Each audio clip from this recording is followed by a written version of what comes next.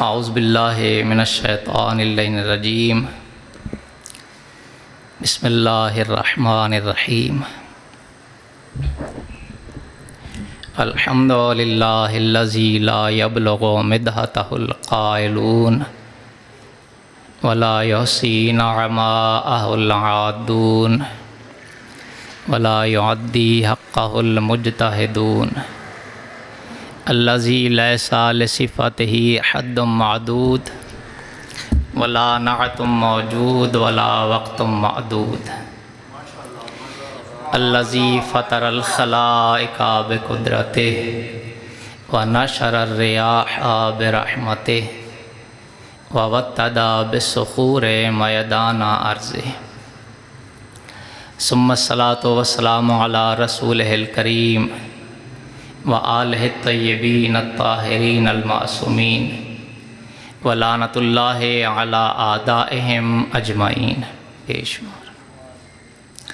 اما بعد فقد قال اللہ تبارک و تعالی فی کتابہ المجید وفرقانہ الحمید وقولہ الحق فاعوذ باللہ من الشیطان اللعین الرجیم بسم اللہ الرحمن الرحیم قل اطیعوا اللہ والرسول فإن تولوا فإن اللہ لا يحب الکافرین بآواز بلند صلوات۔ اللہم صلی علی محمد۔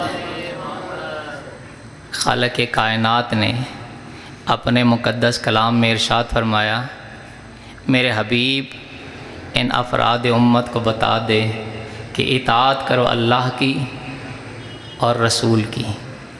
فَإِن تَوَلَّوْا فَإِنَّ اللَّهَ لَا يُحِبُّ الْكَافِرِينَ، اور اگر تم اطاعت رسول سے پھر گئے تو پھر یاد رکھو اللہ کافروں کو دوست نہیں رکھتا ہے۔ تو سب سے پہلے ہم نے یہ دیکھنا ہے کہ اطاعت کا مطلب اور مفہوم کیا ہے۔ سبحان اللہ، ماشاءاللہ۔ قرآن حکیم میں اطاعت کا مطلب سمجھایا، مَن یُطِعِ الرَّسُولَ فَقَدْ أَطَاعَ اللَّهَ، جس نے رسول کی اطاعت کی اس نے اللہ کی اطاعت کی۔ اطاعت رسول کا مطلب یہ ہے ما آتاکم الرسول فخذوہ وما نہاکم عنہ فانتہوا، جو رسول دے وہ لے لو اور جس سے رسول روک کے رک جاؤ۔ سبحان اللہ، ماشاءاللہ۔ اطاعت رسول کا مفہوم یہ ہے کہ جب تمہارے درمیان رسول فیصلہ سنا دے تو فیصلے کو سن کر دل میں تنگی محسوس نہ کرو۔ جیسا رسول فیصلہ سنا دے فیصلے کو سن کر تسلیم کر لو۔ اطاعت رسول کا مفہوم یہ ہے یا ایھا الذین آمنوا استجیبوا للہ وللرسول اذا دعاکم لما یحییکم، اے ایمان والو جب تمہیں اللہ اور اللہ کا رسول بلائے تو آ جاؤ۔ سبحان اللہ، ماشاءاللہ۔ لما یحییکم، تاکہ تمہیں زندگی ملے۔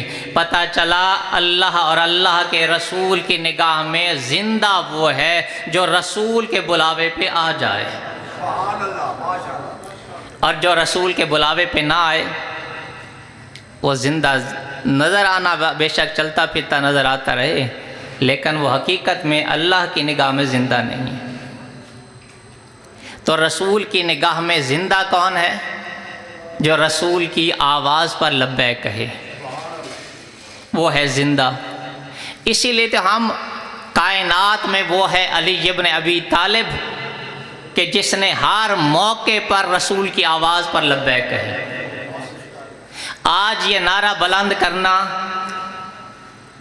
کہ جو دنیا سے چلے گئے یا مر گئے ہیں ان سے مدد نہ مانگو، یا علی مدد نہ کہو، اور بھائی زندہ مدد کرتے ہیں، مردے مدد نہیں کرتے ہیں، اور علی ہیں زندہ آج بھی۔ کائنات میں وہ واحد شخصیت ہیں علی ابن ابی طالب کہ جو آج بھی اپنے چاہنے والوں کی مدد فرماتے ہیں۔ سبحان اللہ، ماشاءاللہ۔ اور آج یہ نعرہ بلند کرنا کہ یا علی مدد نہ کہو، علی سے مدد نہ مانگو، اللہ بھی بڑا بادشاہ ہے، اس نے یا علی مدد کے منکروں کے ہاتھوں میں ٹوپیاں دے کر سڑکوں پہ کھڑا کر کے ان سے یہ کہہ دیا تمہاری سزا یہی ہے، تم آنے جانے والوں سے مدد مانگو۔ वाह वाह सुभान अल्लाह। علی وہ ہیں کہ جس نے ہر موقع پر لبیک فرمایا۔ جنگ احد کا نقشہ بگڑ گیا، حالت کیا ہوئی کہ رسول کائنات زخمی ہو کر گر پڑے۔ علی ابن ابی طالب کافروں اور مشرکوں سے جنگ لڑتے ہوئے پیغمبر کی بارگاہ میں آئے، پیغمبر کے قریب آ کر رسول کائنات کا سر اٹھایا اور سر اٹھا کر اپنے زانوں پہ رکھ کر اپنی ابا کے دامن سے پیغمبر کے چہرہ اقدس سے خاک اور خون کو صاف کیا۔ جب پیغمبر کی آنکھ کھلی تو اب پیغمبر نے دیکھا کہ ایک کافروں کا جتھا، کافروں کا گروہ رسول پر حملہ کرنے کے لیے آ رہا ہے۔ رسول کائنات نے ارشاد فرمایا یا علی احمل علیہم، یا علی ان پر حملہ کر دو۔ علی نے ان پر حملہ کیا۔ ابھی ادھر حملہ کر ہی رہے تھے کہ ایک گروہ اور آگے بڑھا رسول پر حملہ کرنے کے لیے۔ رسول کائنات نے ارشاد فرمایا یا علی احمل علیہم، یا علی ان پر حملہ کرو۔ علی نے ان پر حملہ کیا، انہیں بھگایا ہی تھا کہ ایک اور گروہ آگے بڑھا۔ رسول کائنات نے ارشاد فرمایا یا علی احمل علیہم، یا علی ان پر حملہ کرو۔ میں کہوں یا رسول اللہ، شب ہجرت جب کافر و مشرک کو آپ نے رستہ سے ہٹانا تھا تو مٹھی بھر کنکریاں اٹھائیں، ان کی طرف اچھال دیں، وہ خود بخود نابینا ہو کر پلٹ گئے۔ آج جب مشرک کافر حملہ کرنے کے لیے آ رہے ہیں تو زمین سے خاک اٹھائیے، ان کی طرف اچھال دیجئے، وہ خود بخود نابینا ہو کر واپس پلٹ جائیں گے۔ تو آج کیوں فرمایا یا علی احمل علیہم، یا علی احمل علیہم؟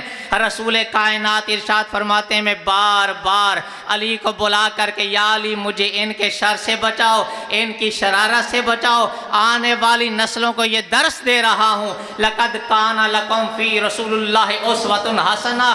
اگر تم میرے اسوے پر عمل کرنا چاہتے ہو تو میرا اسوہ یہی ہے کہ علی کو مشکل وقت میں مشکل کشا سمجھ کے پکارو۔ یا علی کیا بات کمال ہے شخصیت کہ جس کو جو بھی پکارے جہاں بھی پکارے علی مدد فرماتے ہیں۔ اور رسول کائنات کی پکار پر جو لبیک کہے ہے پاک پیغمبر، اب رسول کائنات نے بھی ہمارے لیے ایک طریقہ کار کیا بتایا کہ جب پیغمبر بلائے تو چلے آؤ، یہ ہے زندگی۔ تو اب پاک پیغمبر نے میدان غدیر میں تمام صحابہ کے مجمع میں علی ابن ابی طالب کی ولایت کی طرف تمہیں بلایا۔ اب زندگی کیا ہے؟ پیغمبر کی آواز پر لبیک کہنا۔ اسی لیے ہم صبح شام برسر عام اپنے اصول میں، فروع میں، درود میں، سلام میں، قول میں، کلام میں، شریعت میں، طریقت میں، اٹھتے وقت، بیٹھتے وقت، گرتے وقت، سنبھلتے وقت، شاہی میں، گدائی میں، خوشی میں، غمی میں، رنج میں، راحت میں، اپنوں میں، بیگانوں میں، دوستوں میں، دشمنوں میں، حشر کے میدان میں، نشر میں، حشر میں، نشر میں، جنگ کے میدان میں، دین کے ارکان میں، کلمہ میں، آذان میں، علی جنور اللہ پڑھ کے یہ ثابت کر رہے ہیں کہ ہم رسول کی آواز پر کل بھی لبیک کہہ رہے تھے، آج بھی لبیک کہہ رہے ہیں۔ حیدر کی محبت میں دیکھو ہم درد کے مارے ہنستے ہیں، ہونٹوں پہ تبسم ہو کہ نہ ہو پلکوں پہ ستارے ہنستے ہیں۔ کشتی وہ بھلا کیا ڈوبے گی، حیدر سا کھویا ہو جس کا، طوفان تیری نادانی پر وہ دیکھ کنارے ہنستے ہیں۔ ناطق کا تو دامن چھوڑ دیا، اب پیچھے پڑے ہیں صامت کے، ان عقل کے اندھوں کے منہ پر قرآن کے پارے ہنستے ہیں۔ جس نے نمازیں قائم کی اس کی اذان میں نام نہیں، دیتا ہے مؤذن جب بھی اذان مسجد کے مینارے ہنستے ہیں۔ تو علی وہ عظیم شخصیت ہے، کائنات کی وہ عظیم شخصیت۔ تو اطاعت رسول کا مفہوم کیا ہے کہ جب رسول بلائے تو آ جاؤ۔ تو رسول کائنات کی جب سے اطاعت واجب ہے تب سے علی کی اطاعت واجب ہے۔ جب دعوت ذوالعشیرہ میں پیغمبر نے اپنی اطاعت کی طرف دعوت دی اور اللہ تعالیٰ کی توحید کا پیغام پہنچایا، تو وہاں یہ بھی ارشاد فرمایا وَاسْمَعُوا لَهُ وَأَطِیعُوا، اس علی کی بات کو سنو اور اس کی اطاعت کرو۔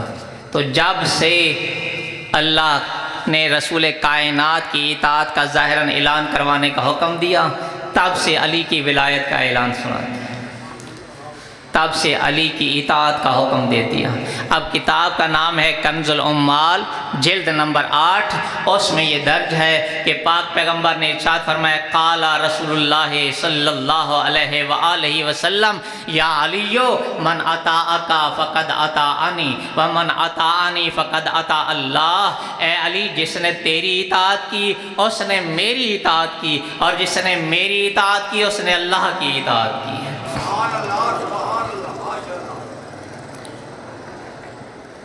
علی کی محبت ہر کسی کو نہیں پہنچتی ہے، اور پاک پیغمبر جب علی کے فضائل بیان فرماتے تھے نا، تو وہاں کچھ منافق بیٹھے جلتے رہتے تھے اندر سے، پیغمبر کے فضائل، پیغمبر کی زبان سے علی کی فضیلتیں سن سن کے کچھ اتنے جل گئے تھے کہ ایک بندہ پیغمبر کے اصحابیوں میں سے سامنے کھڑا ہو کے کہتا ہے یا رسول اللہ اگر علی نہ ہوتے تو کیا ہوتا؟ یعنی اتنا جل گیا تھا پیغمبر سے علی کی فضیلت سن سن کے، وہ کہتا ہے اگر علی نہ ہوتے تو کیا ہو جاتا؟ پیغمبر اکرم کی زبان جب سماعت ہوا یہ سنے لفظ کہ علی نہ ہوتے تو کیا ہو جاتا، پیغمبر کے چہرے پہ جلال آ گیا۔ پیغمبر فرماتے ہیں تو کہتے علی نہ ہوتے تو کیا ہوتا؟ پیغمبر فرماتے ہیں لولا علی لما کانا نقطہ فی القرآن، اگر علی نہ ہوتے قرآن میں نقطہ ہی نہ ہوتا۔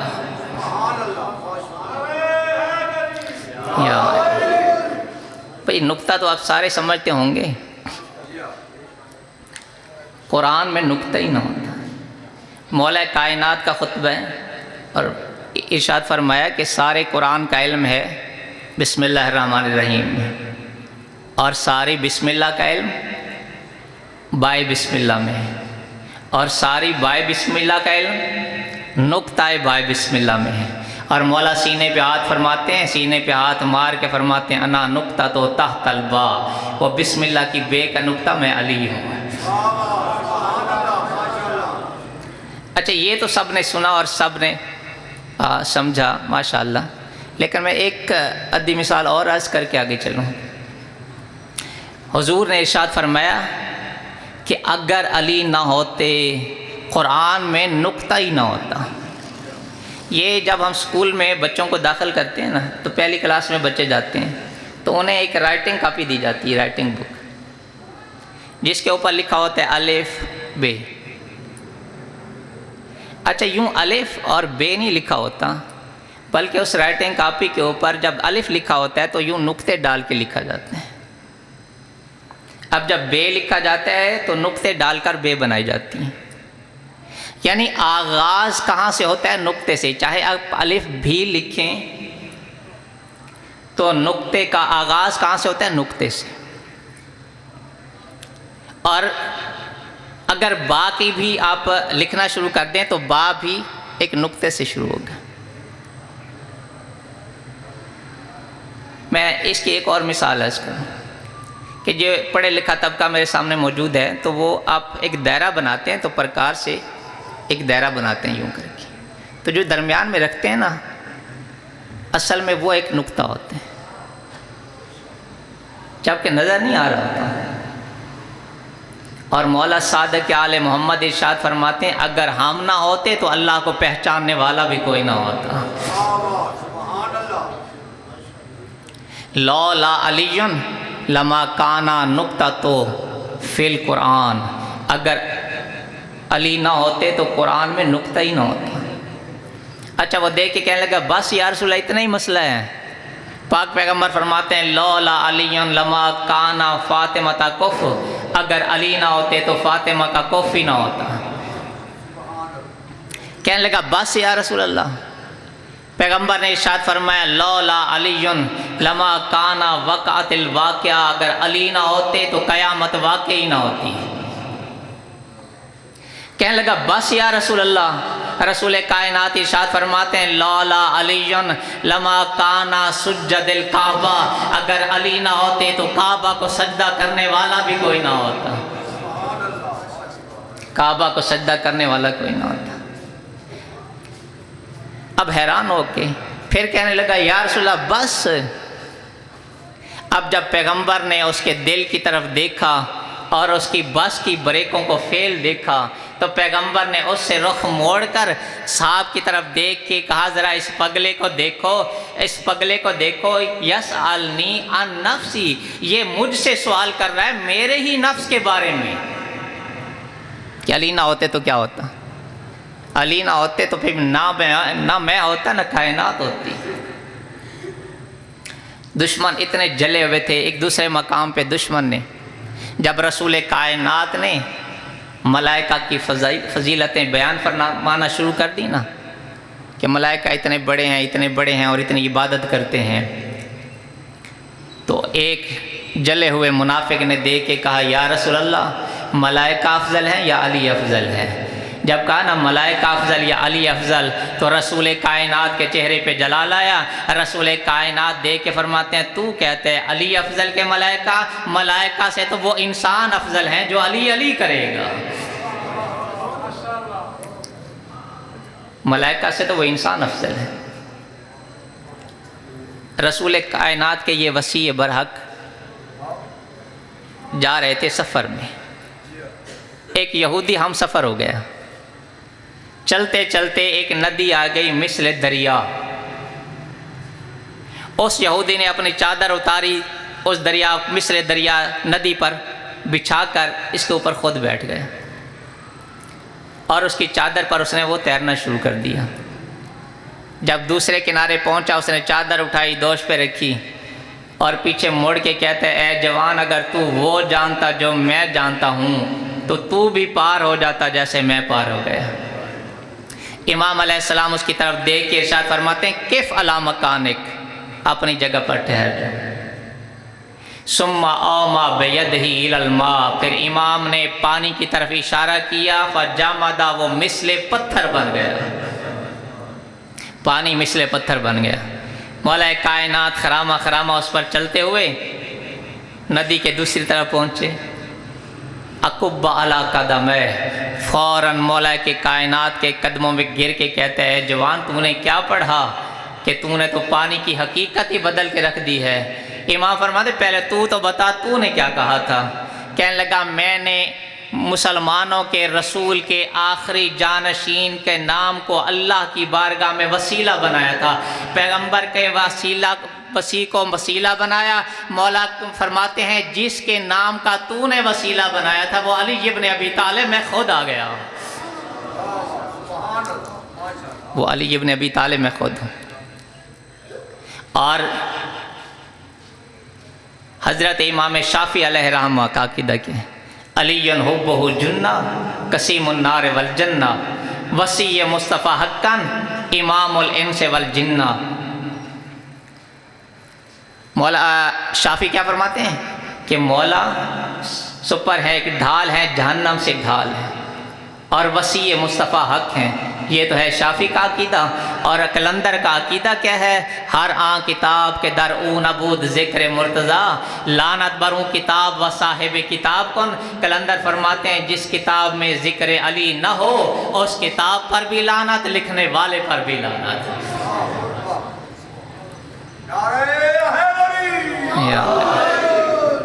مولا کی کیا شان اور کیا فضیلت ہے کہ کچھ لوگوں نے صحابہ سے پوچھا کیا آپ کے گھر میں فرشتے اترتے ہیں؟ کیا آپ کے اوپر فرشتے اترتے ہیں؟ کہنے لگے نہیں، بھئی فرشتہ دیکھ لیتے تو یہاں نظر آتے ہیں، ہمارے پاس فرشتے نہیں اترتے۔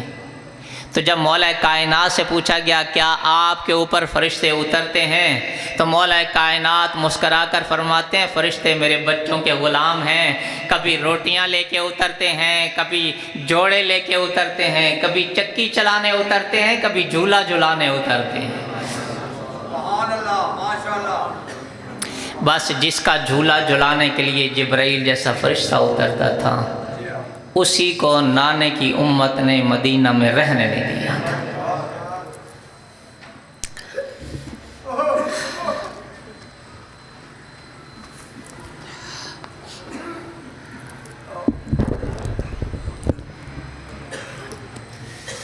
یہی رجب کا مہینہ ہے نا جی، 28 رجب کو حسین نے مدینہ چھوڑا۔ زہرا کا لال آ گیا نانے کے مزار پہ اور آ کے کہنے لگا، نانا آپ کے بعد آپ کی امت نے ہمیں بڑا ستایا ہے۔ سب سے پہلے میری ماں کو مسلمانوں نے اس حد پر ظلم کیا، صرف 18 سال کی تھی، کمر جھک گئی، سر کے بال سفید ہو گئے، جب تک زندہ رہی ہے کھڑے ہو کے نماز ادا نہیں کر سکی۔ ایک دن میرے بابا نے کہا تھا، بطول کھڑے ہو کے نماز پڑھنے کی فضیلت زیادہ ہے، آپ کھڑے ہو کے نماز کیوں نہیں پڑھتی؟ تو ہاتھ جوڑ کے کہا، آقا علی تیری امامت کی قسم ہے، بطول کے پہلو کا زخم اتنا گہرا ہے، بطول کھڑے ہو کے نماز ادا نہیں کر سکتی۔ جب تک بی بی زندہ رہی نہ کھڑے ہو کے نماز پڑھ سکی، نہ دائیں ہاتھ سے تسبیح پڑھ سکی۔ نانا مسلمانوں کے مظالم اتنے بڑھ گئے، اس کے بعد میرے بھائی حسن کو زہر مل گیا اور میرے بھائی حسن کے جنازے پر اتنے تیر برسے کہ کفن کا رنگ سرخ ہو گیا۔ نانا مسلمانوں کے مظالم اتنے بڑھ گئے ہیں، حسین زندہ نہیں رہنا چاہتا، مولا نانا اپنے پہلو میں جگہ دے دیں، حسین یہیں سو جائے۔ رویا حسین،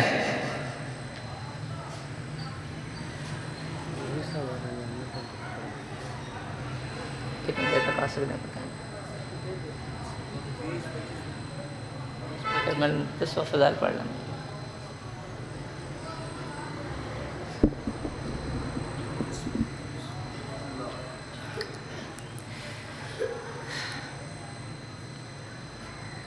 اتنا تنگ کیا ہے نانے کی امت نے کہ نانا اپنے پہلو میں جگہ دے دیں، حسین سو جائے۔ اتنا رویا حسین، حسین کی آنکھ لگ گئی۔ رسول کائنات فرماتے، او میرا لال تو یہاں سونا چاہتا ہے، ہم کربلا میں تیرا انتظار کر رہے ہیں۔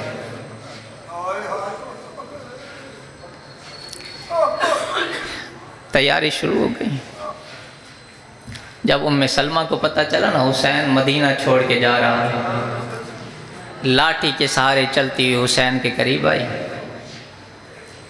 اور آ کے کہنے لگی، حسین جہاں جی میں آئے چلا جا، کربلا نہ جا، کیونکہ تیرے نانا نے مجھے خاک کربلا دی ہے اور کہا ہے کہ جب یہ مٹی سرخ ہو جائے میرے سمجھ لینا حسین مارا گیا۔ امام حسین علیہ السلام فرماتے ہیں، نانی اماں میرے نانا نے وہ خاک دی ہے، کیا وہ میں منظر نہ دکھا دوں؟ حسین آپ امام ہیں، آپ چاہیں تو دکھا سکتے ہیں۔ امام علیہ السلام نے 2 انگلیاں اٹھائیں اور اٹھانے کے بعد امام فرماتے ہیں، میری انگلیوں کے درمیان سے دیکھو۔ آپ جو بیوی ام سلمہ نے دیکھا انگلیوں کے درمیان سے، رو کے کہنے لگی، حسین ایک نوخیز جوان ہے جس کے لاشے پہ گھوڑے دوڑ رہے ہیں۔ امام فرماتے، نانی اماں ذرا پھر دیکھو۔ اب جو منظر دیکھا، حسین ایک جوان ہے جس کے سینے میں نیزہ لگا ہوا ہے، زمین پر گر کے تڑپ رہا ہے۔ امام فرماتے، نانی اماں ذرا پھر دیکھو۔ اب جو دیکھا، حسین دریا کا کنارہ ہے، ایک جوان ہے جس کے بازو کٹے ہوئے ہیں، زمین پر گر کے تڑپ رہا ہے۔ امام فرماتے، نانی اماں ذرا پھر دیکھو۔ امام علیہ السلام نے فرمایا نانی اماں ذرا پھر دیکھو. دیکھ کے کہنے لگی حسین ہاتھ ہٹا لو.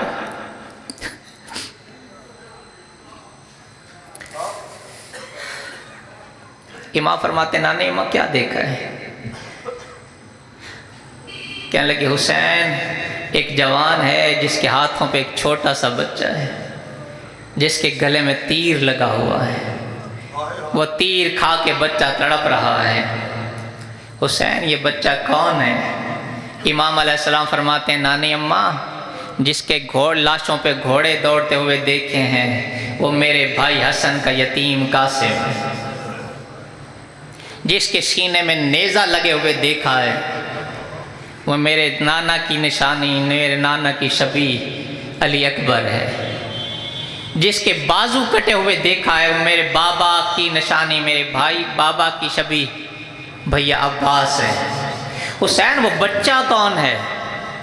جب کہا نا وہ بچہ کون ہے، اور رونے والوں عزاداروں میری ماں بہنوں حسین نے نام نہیں لیا. اور چھوٹی اولاد والوں جب ام سلمہ نے کہا نا وہ بچہ کون ہے تو حسین نے نام نہیں لیا بلکہ رخ مڑ گیا رباب کی گودی کی طرف اور اشارہ کر کے کہا نانی اماں وہ بچہ دیکھ رہی ہو تیر کھا کے تڑپنے والا یہ علی اصغر ہے. اتنا سننا تھا کہ بی بی تڑپنے لگ گئے. امام فرماتے نانی اماں ذرا پھر دیکھو. اب جو انگلیوں کے درمیان سے ام سلمہ نے دیکھا تو کہتے ہیں حسین ایک مظلوم ہے اپنے ہی خون میں ڈوبا ہوا ہے. کوئی تیر مار رہا ہے، کوئی پتھر، کوئی نیزہ مار رہا ہے. حسین یہ کون ہے؟ امام فرماتے ہیں نانی اماں بطول کا بیٹا یہ تیرا اجڑنے والا حسین ہے. اجڑنے والا حسین کا نام آیا بی بی غش کھا کر زمین پر گر پڑی. میں کہتا ہوں بی بی صرف انگلیوں سے وہ منظر نہیں دیکھا گیا لیکن آج ذرا کربلا کے میدان میں جب ٹلہ زینبیہ سے 70 قدموں کے فاصلے پر بہن نے حسین جیسے بھائی کی گردن پر چلتا ہوا خنجر دیکھا تڑپ کے کہتی حسین زینب کا بس نہیں چلتا ہے.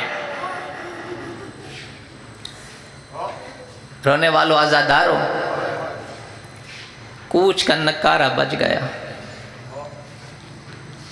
تیاری شروع ہو گئی.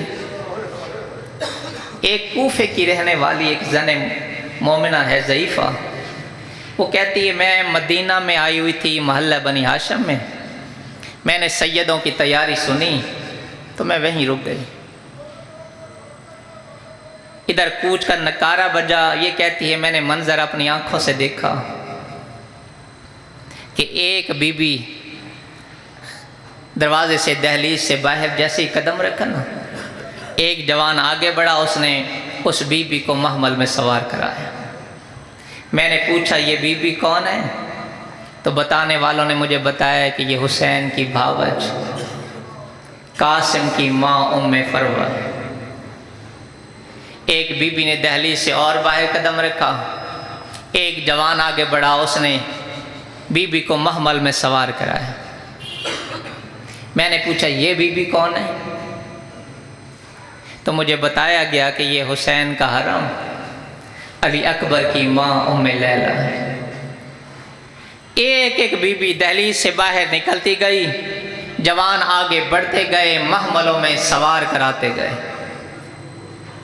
جو اتنی دیر میں تھوڑی دیر کے بعد جیسے ہی ایک بی بی نے دہلیز سے باہر قدم رکھا حسین نے کرسی چھوڑ دی. کرسی چھوڑ کے اٹھے حسین. میں نے پوچھا یہ بی بی کون ہے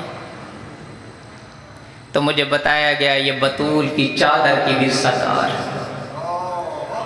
حسنین کی بہن سیدہ زینب ہے. میرے عزیزان محترم یہ سیدہ زینب ابھی سن رہے تھے کہ انہوں نے ساری زندگی خوشی نہیں دیکھی، لیکن اتنا یہ نہیں تھا کہ یہ بی بی باپ کو دیکھ کے بھاگ جایا کرے. میرے عزیزان محترم رسول کائنات کی شریعت کا فیصلہ یہ ہے کہ جب آپ کہیں گئے ہوئے ہوں سفر پہ، اور سفر سے واپس آئیں اور کوئی چیز لے کے آئیں نا گھر میں، اور آپ کو ملنے کے لیے بیٹے بیٹیاں دوڑ کر آپ کا استقبال کرنے دروازے پر جائیں، تو جو چیز بھی آپ لے کے آئے ہیں، شریعت کا فیصلہ یہ ہے کہ اگر بچے اور بچیاں دونوں برابر پہنچ گئے تو جو چیز لے کے آئیں وہ بچی کے حوالے کریں۔ یہ شریعت کا فیصلہ ہے۔ شریعت نے باپ کو بیٹی سے پردے کا حکم نہیں دیا، بیٹی کو باپ سے پردے کا حکم نہیں دیا۔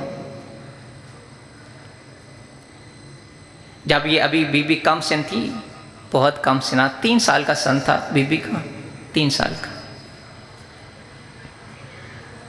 اور یہ اپنے باپ کی، مولا کائنات کی آغوش میں بیٹھی ہوئی تھی۔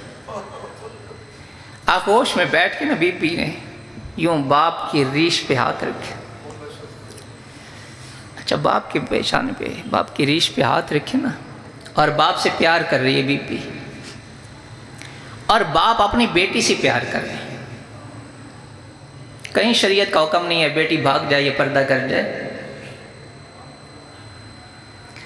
جب باپ اور بیٹی ایک دوسرے سے پیار کر رہے تھے نا، تو اچانک جناب بی بی کے دل میں ایک خیال آ گیا، ایک سوال آ گیا۔ اپنے بابا کی طرف دیکھ کے کہتی، بابا ایک سوال کروں، ایک مسئلہ پوچھوں؟ کائنات کے وارث فرماتے ہیں، ہاں میری بیٹی پوچھو، کیا پوچھنا چاہتی ہوں؟ تو جناب بی بی عالیہ نے سوال کیا، بابا آپ مجھ سے زیادہ محبت کرتے ہیں، مجھ سے محبت کرتے ہیں یا اللہ سے محبت کرتے ہیں؟ بڑا مشکل سوال، مجھ سے محبت ہے یا اللہ سے؟ اب مشکل کشا کی بیٹی نے مشکل کشا پر مشکل سوال کر دیا۔ اچھا آغاز کیا تھا؟ بی بی کہتے ہیں، بابا آپ مجھ سے محبت کرتے ہیں؟ جی بیٹا میں آپ سے بہت پیار کرتا ہوں، آپ سے بڑی محبت کرتا ہوں۔ اس کے بعد اگلا سوال کر دیا بی بی نے، کیا آپ اللہ سے محبت کرتے ہیں؟ جی بیٹا میں اللہ سے بڑی محبت کرتا ہوں، اللہ سے بڑی محبت ہے۔ جب کہا نا اللہ سے بڑی محبت، اب بی بی نے مشکل کشا پر مشکل سوال کر دیا، اور سوال کیا کیا کہ بابا کیا ایک دل میں 2 محبتیں اکٹھی ہو سکتی ہیں؟ مجھ سے بھی محبت، اللہ سے بھی محبت۔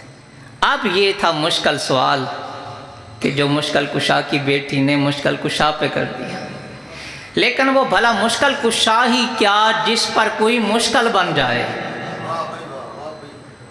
وہ مشکل کشا ہی کیسا؟ مشکل کشا نے دیکھ کے کہا، بیٹی میں تجھ سے بھی محبت اللہ کے لیے کرتا ہوں۔ کائنات کی یہ عظیم بیٹی ہے، اس گھرانے نے بیٹیوں کی تعظیم کرنا سکھائی ہے، بیٹیوں کی عزت کرنا سکھائی ہے، بیٹیوں کا احترام کرنا سکھایا ہے، نہ یہ کہ بیٹی کو چھپ جانا سکھایا ہے، یا باپ آ جائے تو تم چھپ جاؤ۔ بالکل ایسا روایات میں نہیں ہے، کہیں حدیث اور روایات میں نہیں ہے، کسی فرمان میں نہیں ہے، کسی تاریخ میں نہیں ہے کہ بیٹیاں آئیں اور باپ چھپ جائے، اور باپ آئے اور بیٹیاں چھپ جائیں۔ کائنات کا یہ امام ہے جس نے آنے والے واقعات کو بیٹی کو سارے سمجھائے تھے۔ پاک پیغمبر کی سیرت دیکھ لیجئے، پاک پیغمبر کی سیرت کیا ہے کہ جب جناب سیدہ تشریف لاتی خود احترام کے لیے کھڑے ہو جاتے، اور جب خود تشریف لے کے جاتے تو بیٹی کو پیشانی پہ بوسہ دیتے، پاک پیغمبر پیشانے پہ بوسہ دیتے تھے۔ جب کسی بی بی نے پوچھ لیا تھا کہ یا رسول اللہ آپ جناب سیدہ فاطمہ الزہرا سے اتنی محبت کرتے ہیں، اتنی زیادہ محبت کرتے ہیں، تو پاک پیغمبر نے ارشاد فرمایا تھا، مجھے اس سے جنت کی خوشبو آتی ہے۔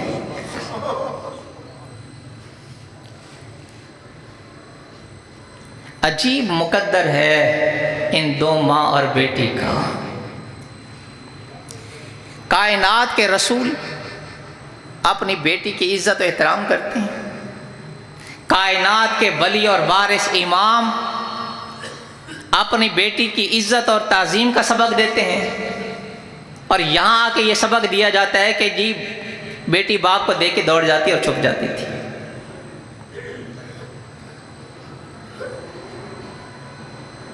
یہ کائنات کی عظیم ہستیاں ہیں.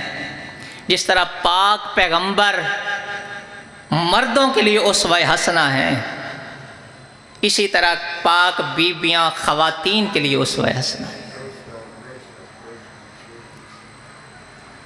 جناب سیدہ کی کتنی بڑی عظمت اور عزت ہے. اور یہ وہ تو معصوم ایک ہستی ہیں، اور 4 معصومین میں سے بی بی پاک کا نام ہے. لیکن جناب سیدہ زینب کو عالمہ غیر معلمہ کہتے ہیں. عالمہ غیر معلمہ. یہ پردے کا سبق بی بی نے دیا ہے کہ جب بی بی کوفہ میں تھی نا اور درس قرآن پڑھاتی تھی تو بی بی نے فرمایا تھا بیبیوں سے کہ دیکھو باہر جا کر میرے نقش اور میرے متعلق مردوں کو کچھ نہیں بتائیں. یعنی حجاب اتنا بلند، غیر مردوں سے حجاب اتنا ہے، اپنے گھر کے مردوں سے اتنا حجاب نہیں ہوتا، اتنا پردہ نہیں ہوتا ہے. یہ بیبیاں نمونہ عمل بن گئی ہیں لوگوں کے لیے. یہ بیبیاں نمونہ عمل بن گئی ہیں کائنات کی بیبیوں کے لیے.